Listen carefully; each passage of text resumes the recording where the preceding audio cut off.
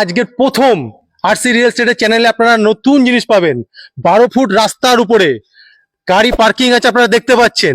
12 foot রাস্তার উপরে 15 লাখ টাকায় এত সুন্দর বাড়ি, যা আজ পর্যন্ত কোনো চ্যানেল দিতে পেরেছে কিনা আমরা জানি না।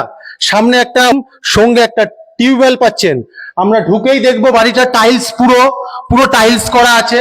একটা সুন্দর বেসিং সহ একটা ওপেন কিচেন। এখানে চলে আসছি আমরা আস্তে আস্তে। একটা 12x14 টাইলস দেওয়া সুন্দর ফল সিলিং করা 12x14 একটা ঘর।